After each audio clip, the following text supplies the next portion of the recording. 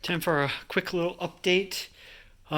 Didn't have anything the other day because I have been waiting until I got the hooks or got the setup to be able to lift the engine in, and have been waiting for something to be made. And just has been he's been busy. Dan at DC has been busy and just hasn't had time to make anything. So I ended up ordering a plate.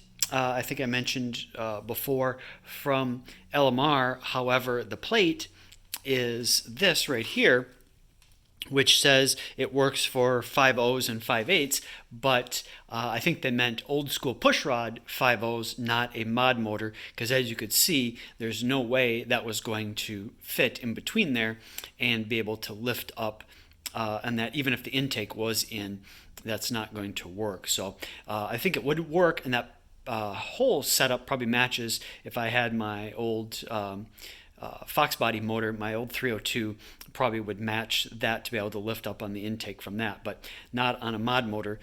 So I ended up having Dan cut me because I couldn't find anything at like Home Depot or Menards or anything like that. But that plate is 3/16 inch steel, so I figured, well, that I would get that same width then, same thickness, I should say, on a plate. So I had him cut me that plate 18 by about 13 and an eighth, and then was able to go ahead and match up the holes, was able to then put some holes in to match up the spots where they went.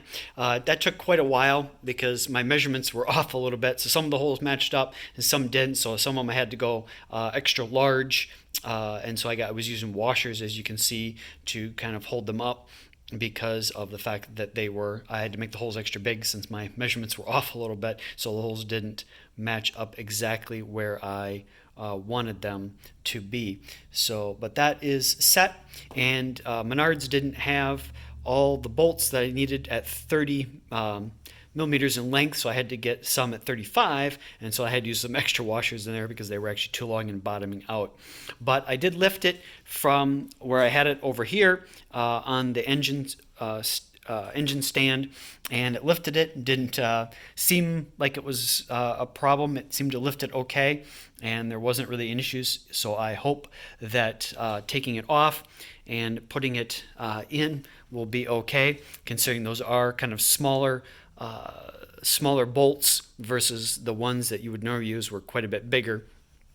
However, I figured, well, I'd use all 10 spots, so that way try and spread the load out between 10 bolts instead of just a couple. So hopefully that will spread the load out between them. And even though they are smaller bolts, and this is all aluminum, so they're inside there, greater chance of ripping it out. But like I said, spread out between 10 bolts hopefully will support it and be set. So I did get the plate on and the flywheel on, and I went to put the clutch on yesterday, and then because that took me quite a while to get those cut out, it took me a couple hours just to get all 10 of those holes drilled, because I just couldn't figure out why it was taking me so long. I don't have a drill press, but just with my hand drill it was just taking forever.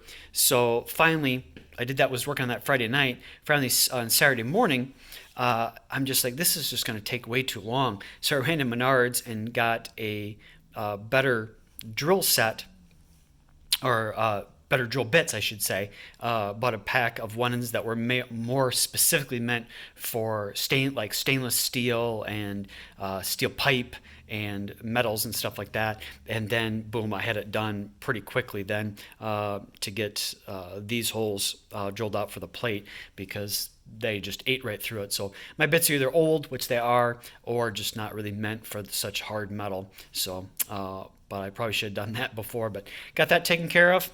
But then, like I said, once I was getting ready to put the clutch on and get it lined up, I'm like, hey, that hole looks a little odd. Something doesn't seem right. And then it dawned on me that this is a brand new crankshaft that I got, an extra one specifically for this kind of horsepower, and they did not put a pilot bearing in it.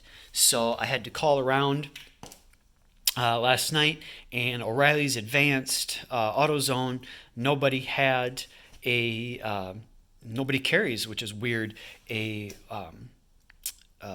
pilot bearing for this. And it's not even specific for this. I was looking up online, and they've been using, I guess, the same pilot bearing since like 96 through like 2019 or something like that. So like 13 years.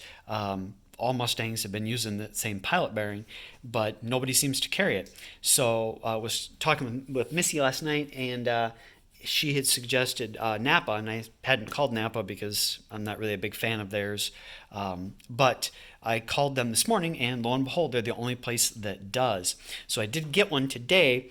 However, I'm going to wait because I also ordered one from LMR, from Late Model Restoration, which is a Ford Performance racing one, supposed to be extra strong for extra high RPMs and stuff like that. So I got that coming, but I do have the one from Napa just in case that doesn't show up by next weekend, so I can get this put in because time is definitely slipping away very, very quickly to get this done. So today what I worked on was sanding this down, the front bumper here. So I also, my 800 grit looked like it was going to take forever to sand this down, so I ordered, Amazon didn't have 400 grit, but they had 6, so I got some more 800, some 600, and then O'Reilly's actually had 400, but I had to get like a pack of 100, but so I got 400 in and worked on this today, and got this down pretty good. The spots I took all the way down were spots that were spider webbing, the old paint was, and talking to the guy, the place that's hopefully going to paint this, I have to take it in there this week, he had mentioned that the spider webbing, you can't just respray over the top of it, you got to basically take it pretty much all the way down before you can get rid of it. So I did that, and also hit the grills a little bit to see, get those kind of taken care of, because I'm going to have those resprayed black. We'll see when I talk to him about that if he thinks painting them is okay. Otherwise, I may check with Kevin at Premier Powder Coating and maybe just have them powder coated, but we'll see what he says about painting those. But that's about it. A little bit longer than I was hoping for. Sorry about that.